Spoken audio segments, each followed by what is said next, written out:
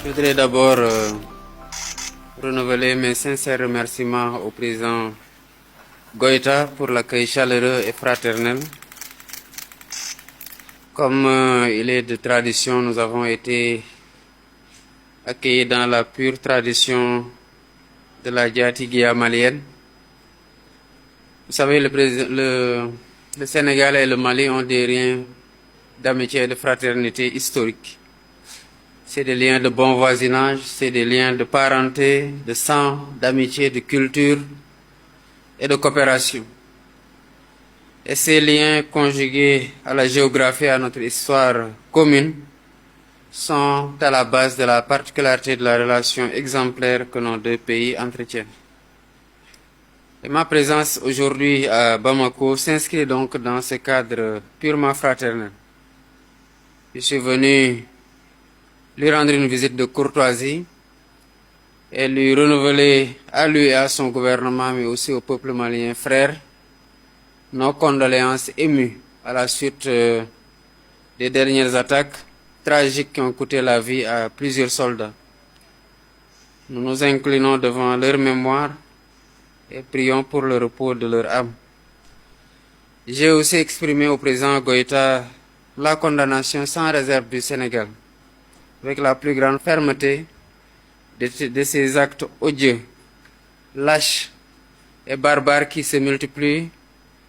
À lui et à tout le peuple malien frère, je rends un hommage pour les efforts et les moyens déployés ainsi que les sacrifices consentis pour renforcer la paix et la sécurité dans ce pays frère.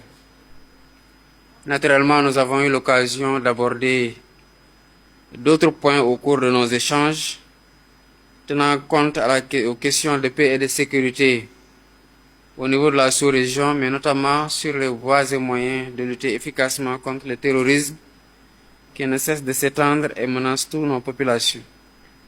Car je l'ai redit, la disponibilité du Sénégal à accompagner le Mali dans cette épreuve pour faire face ensemble aux défis multiples ainsi qu'aux menaces à la paix, à la stabilité dans toute la région et au-delà dans tout le Sahel, parce que ces menaces, nous en avons convenu, ne connaissent pas de frontières et se renforcent avec nos divisions. Nous avons aussi discuté des perspectives de renforcement de la coopération pour relever ensemble les défis, que ce soit dans le cadre bilatéral ou dans le cadre des instances régionales où le Mali et le Sénégal sont membres. Et je me réjouis de notre parfaite convergence de points de vue sur les principales questions que nous avons abordées, dans un esprit de fraternité, de solidarité, en mettant ensemble nos forces.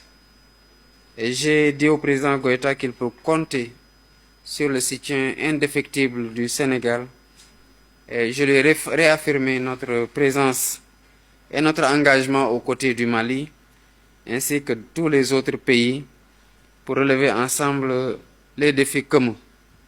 Nous avons aussi évoqué la situation dans le cadre de l'UEMOA comme de l'OMVS, et nous avons convenu de travailler avec les autres homologues d'autres pays frères à la convocation dans les meilleurs délais de sommet au niveau des chefs d'État pour redynamiser la coopération monétaire et économique, mais aussi dans la gestion de la ressource hydraulique au niveau de ce fleuve que nous avons en partage.